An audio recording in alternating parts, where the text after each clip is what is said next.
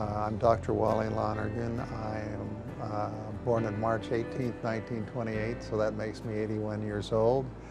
But I'm still active. I'm teaching at the College of Idaho. I'm a professor there in business and leadership, and I've been there for 22 years. So I never experienced any heart problem at all, and they never picked up any heart problem at all. And one day I was working in my office, and I all of a sudden went to sleep at my desk. And I was writing, and my pen went down off the paper, and I came to rather quickly, and I thought, you know, this is strange. I'm not tired or anything. I wonder what happened. But I didn't think anything of it, and then about a week later the same thing happened again. So I thought, oh, there's something wrong here. Well, when I came in for the exam, my understanding was that they were going to do this procedure to find out whether there was any blockage or anything. And as soon as they saw that I was retaining fluid, the nurse that was prepping me for that procedure called Dr. Pai and one of the other cardiologists. They came in together, and they were kind of funny. They said, one said, I'm the plumber and he's the electrician. Wally was referred to us from our colleagues out in Caldwell. One of the primary care physicians there by the name of Dr. Gardner sent him over to see us. We ended up getting an electrocardiogram on him, which showed a conduction system abnormality with his heart. We ordered a non-invasive test called an echocardiogram to sort of discern whether or not the pumping strength of his heart was normal, which then tells us that this heart is severely weakened. People with weak heart muscles can not only have low heart rates, they're at risk for dangerous arrhythmias from the bottom chambers of the heart called ventricular tachycardia or ventricular fibrillation.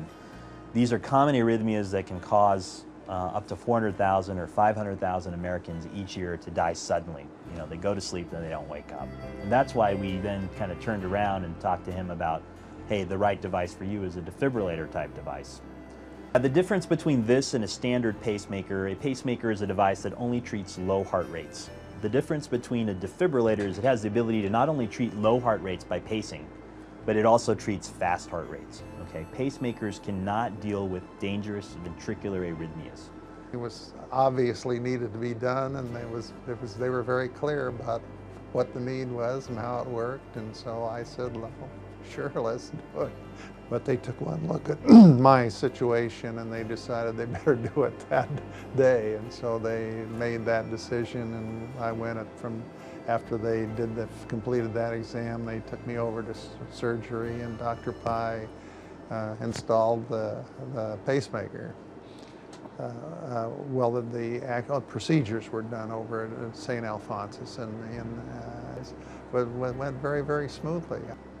When he had the pacemaker inserted or implanted, his heart was very weak, and he was actually quite sick with congestive heart failure. His body was holding on to a lot of fluid, and he had a dramatic, I would call it a dramatic improvement from the biventricular pacemaker. He lost about 20 to 30 pounds of fluid and immediately gained energy and stamina to participate in his daily activities. And I don't attribute this all just to the device, but certainly medications played an important role where we have normalized his ejection fraction. His heart beats like a normal heart. The pumping strength is entirely normal. And I think it was the 1-2 punch of device and medications that made that possible.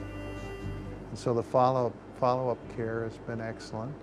And of course, there was a very good relationship between the heart group here and my family doctor, so he's been kept in the loop all the way along, so it's couldn't ask for better outcome or better follow-up.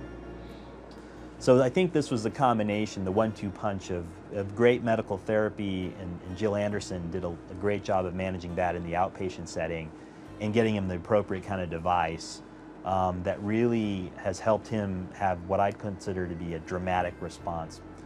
He has done probably better than I've seen anybody do. Essentially, my understanding is my heart's working as normal as it did before. And so I couldn't ask for a better outcome. So I mean, I would just basically say that he's had a dramatic response, and because of that, I think this is a very powerful story. And